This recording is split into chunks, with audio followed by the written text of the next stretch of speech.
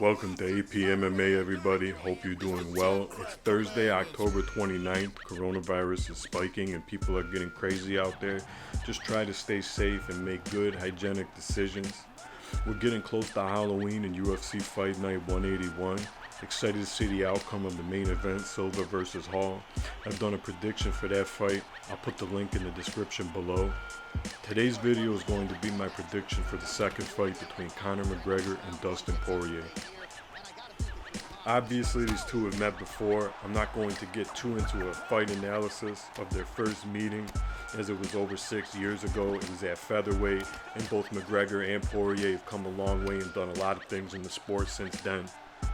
But we do have to take the fact that Mystic Mac TKO'd Dustin in the first round into consideration, especially since he called the round that he was going to do it in. Love him or hate him, you got to give McGregor his props for that.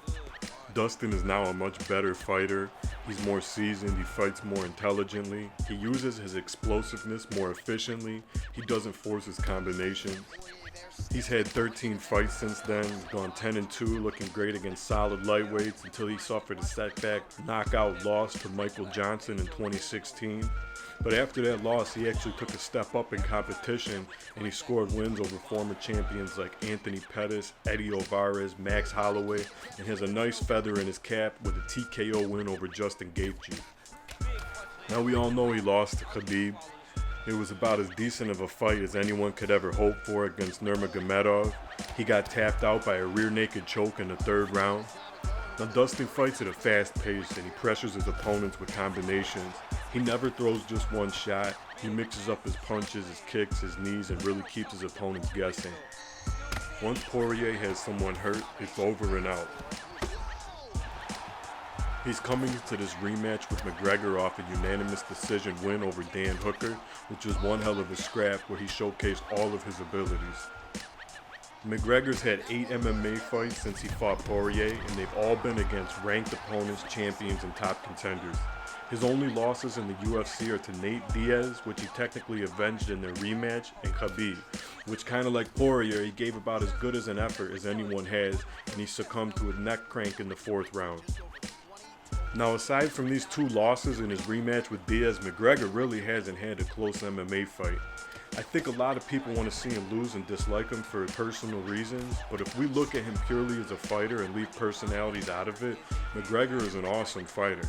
You can see when he's fighting, he's completely calm, he's focused at all times, he practices what he preaches, precision beats power, timing beats speed. He just absolutely drills people with his left hand and separates them from consciousness. You would be hard-pressed to find a better stand-up fighter than McGregor in MMA. He just makes people look amateur when they decide to stand with him, and he's coming off a KO win over Donald Cerrone, where he dished out a swift, calculated ass-whooping in 40 seconds, finishing Cowboy with his own trademark, a head kick followed by punches. I see Conor winning this fight with Poirier. Dustin is much more experienced now and he has already tasted defeat at the hand of McGregor once. He's not going to want to get embarrassed again, and I don't see the mental warfare of the first fight having an effect this time.